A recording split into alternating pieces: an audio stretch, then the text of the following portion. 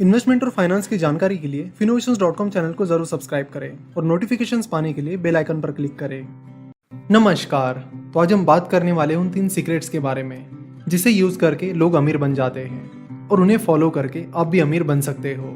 तो चलो देखते हैं कि वो कौन से 3 सीक्रेट्स हैं। मिस्टर वॉरेन बफेट फिलहाल दुनिया के तीसरे रिचेस्ट पर्सन हैं। उनकी नेटवर्थ फिलहाल 6 लाख करोड़ रुपए के करीब है। ऐसा नहीं है कि वो बचपन से ही अमीर हैं। जब वो 9-10 साल के थे तभी से वो अलग अलग काम कर रहे हैं। न्यूज़पेपर्स डिलीवर करना, कोक की कैंस बेचना, ऐसे कई सारे काम उन्होंने बचपन में किए हैं। जब ये सारी चीजें करके उनके पास पैसा आता था तो उनके सामने 2 ऑप्शंस रहते थे, या तो वो पैसा सेव करो या फिर उन पैसों से किसी चीज को खरीद लो। मिस्टर बफेट को शुरुआत से फ्यूचर वैल्यू ऑफ मनी पता थी, यानी वो पैसों के बारे में बड़ा डीप सोचते थे। वो सोचते थे कि अगर मैं किसी चीज को खरीद लेता हूँ तो आगे चलकर उसकी प्राइस बढ़ेगी या फिर कम होगी। कई बार हम देखते हैं कि अगर हम मोबाइल खरीदते हैं तो खरीदने के कुछ ही टाइम बाद उसकी प्राइस कम हो जाती है। वही कुछ इन्वेस्टमेंट्स होती हैं जिनकी प्राइस बढ़ जाती है। तो न्यूज़पेपर डिलीवर करके और कोक की कैन बेचकर उन्हें जो पैसा मिलता था उसको वो इस तरह इस्तेमाल करते थे कि उन पैसों की वैल्यू आगे चलकर अप्रिशिएट होनी चाहिए, यानी बढ़नी चाहिए, बजाय कि वो कम हो जाए। इसलिए वो सिर्फ वही चीज़ें खरीदते थे जिनकी असल में उनको ज़रूरत रहती थी और बाकी पैसे सेव करते थे। बाद में उनको इस सेविंग की हैबिट से बहुत फ़ायदा मिला। तो अमीर बनने का पहला सीक्रेट है सेव करना। ये कहना तो बहुत आसान है लेकिन करना बहुत ज़्यादा डिफिकल्ट। सेविंग के लिए आपके पास डिसिप्लिन होना चाहिए, एक प्लान होना चाहिए, तभी आप सेव कर पाओगे। अगर आप सोचोगे कि ठीक है मैं खर्च करूंगा और जितना कुछ बचेगा वो सेव करूंगा, तो आप जिंदगी में कभी पैसा सेव नहीं कर पाएंगे। तो शुरुआत करिए 10% से, यानी जो भी इनकम आप कमाते हो उसका 10% शुरुआत में ही बाजू में रखो, तो वो होगी आपकी सेविंग। शुरुआत में ये चीज़ करना बहुत डिफिकल्ट होगा। रीज़न ये है कि आपको तो पूरा पैसा खर्च करने की आदत है।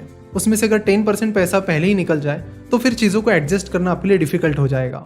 लेकिन कुछ ही महीनों की बात है, उसके बाद आपको इस चीज़ की आदत हो जाएगी। बट इसमें इंपॉर्टेंट ये है डिसिप्लिन। आपको डिसिप्लिन के साथ ये चीज़ कंटिन्यूसली करनी है, बस 1-2 महीने के लिए नहीं। सेविंग करना कितना ज़रूरी होता है इसका इंपॉर्टेंस आपको विपरीत टाइम में पता चलेगा। जैसे कि अभी कोरोना की वजह से पूरी दुनिया में रिसेशन जैसी स्थिति है।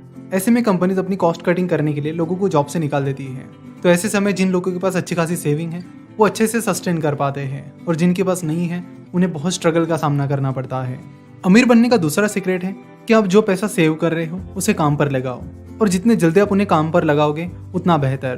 पैसों को काम पर लगाना यानी पैसों को इन्वेस्ट करना, जहाँ पर उन पैसों के बदले में आपको और ज़्यादा पैसा मिले। जैसे कि जब आप सेविंग अकाउंट में कुछ पैसे डालते हो तो उस पर आपको 2-3% का इंटरेस्ट मिलता है। तो आप यह कह सकते हो कि वो 2-3% पैसा आपके लिए एक एक्स्ट्रा इनकम हो गई है। लेकिन सेविंग अकाउंट कोई इन्वेस्टमेंट का तरीका नहीं है।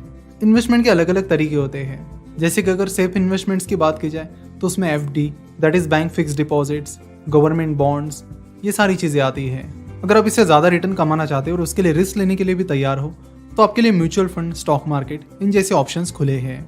अब सवाल ये है कि जैसे कि पहले स्टेप में हमने देखा कि आपको आपकी इनकम का मंथली 10% अमाउंट साइड में रखनी है, यानी सेव करनी है।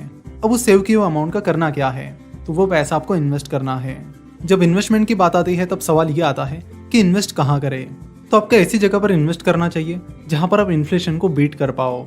यानी आसान भाषा में अगर बात करें तो जो महंगाई चल रही है उस महंगाई को बीट कर पाओ। पिछले कुछ सालों से ऑन एन एवरेज 4-4.5% का इन्फ्लेशन रेट चल रहा है, यानी वस्तुओं के जो दाम है वो सालाना लगभग 4-4.5% से बढ़ रहे हैं। सो जहाँ पर भी आप अपना पैसा इन्वेस्ट कर रहे हो तो आपको मेक श्योर करना पड़ेगा कि वहाँ पर आपको 4-4.5% से ज़्यादा रिटर्न मिले, क्योंकि इन्फ्लेशन की वजह से आपके पैसों की वैल्यू कम हो जाती है। जैसे कि आपने अपने दादा दादी, नाना नानी से सुना होगा कि हमारे ज़माने में तो 100 रुपये में इतना कुछ आता था, ये भी मिलता था, वो भी मिलता था। लेकिन अब देखो, अब तो 100 रुपये में कुछ भी नहीं आता है। तो ये और कुछ नहीं बल्कि इन्फ्लेशन इफेक्ट है। तो चलो क्विकली देखते हैं कि वो कौन कौन से तरीके हैं, कौन कौन से इन्वेस्टमेंट अवेन्यूज हैं जो आपको इन्फ्लेशन बीट करने में हेल्प कर सकते हैं।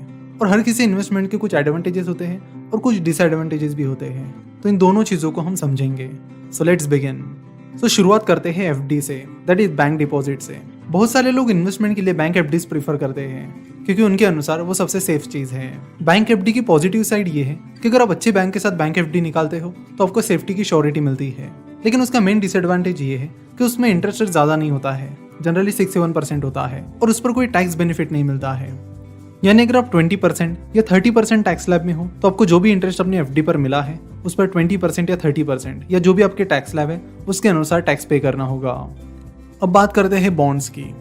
बॉन्ड एक इंस्ट्रूमेंट होता है जिसके जरिए गवर्नमेंट या कंपनीज आपसे पैसे उधार लेती है और फिर कुछ स्पेसिफिक टाइम पीरियड के बाद वो पैसे आपको रिटर्न करती है और साथ ही आपको सालाना इंटरेस्ट भी पे करती है। फॉर एग्जाम्पल, अगर कोई बॉन्ड है जिसका मैच्योरिटी पीरियड 5 साल का है और वो आपको सालाना 8% इंटरेस्ट दे रहा है, तो आपकी उसमें जो इनिशियल इन्वेस्टमेंट है वो 5 साल बाद आपको रिटर्न मिल जाएगी। साथ ही हर साल उस पर आपको 8% रिटर्न भी मिलेगा। कई बार गवर्नमेंट के पास अपने प्रोजेक्ट्स पर काम करने के लिए सफिशिएंट पैसा नहीं होता है। गवर्नमेंट का जो मेन इनकम होता है वो होता है टैक्स कलेक्शन। कई बार गवर्नमेंट को ज्यादा पैसों की जरूरत होती है। ऐसे टाइम गवर्नमेंट बॉन्ड के जरिए पब्लिक से या फिर इंस्टीट्यूशन से पैसा उठाती है, यानी पैसा उधार लेती है। तो गवर्नमेंट बॉन्ड की खास बात यह है कि वो बॉन्ड्स गवर्नमेंट ने इश्यू किए होते हैं, जिसकी वजह से उन पर कोई भी रिस्क नहीं रहता है, उनमें रिस्क 0 रहता है और गवर्नमेंट उस पर अच्छा खासा इंटरेस्ट भी देती है, साथ ही कई बार टैक्स बेनिफिट्स भी देती है।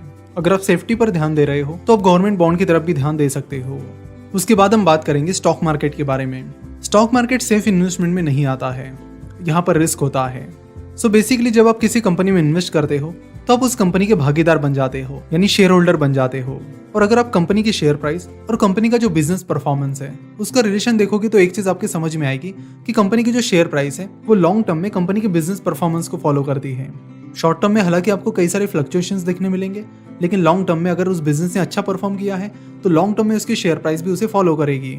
अगर आप पिछले 20-25 साल की बात करोगे तो पिछले 20-25 सालों में सेंसेक्स ने कंपाउंडेड सालाना 13 to 14% रिटर्न दिया है, जो कि गवर्नमेंट बॉन्ड और बाकी चीजों से काफी ज्यादा है। बट अगेन, स्टॉक मार्केट एक रिस्क इन्वेस्टमेंट है, सेफ नहीं, इस पर भी आपको ध्यान देना होगा। वैसे स्टॉक मार्केट एक बहुत बड़ा टॉपिक है तो उसे यहाँ पर क्विकली कवर करना पॉसिबल नहीं है। हमारे चैनल Finnovations.com पर हम स्टॉक मार्केट से रिलेटेड ही बहुत सारे वीडियोस डालते रहते हैं, तो उन्हें आप हमारे चैनल पर जाकर देख सकते हो। स्टॉक मार्केट की बात आता है म्यूचुअल फंड। म्यूचुअल फंड में भी आपको ज्यादा रिटर्न मिल सकते हैं, पर यह भी एक रिस्क इन्वेस्टमेंट है।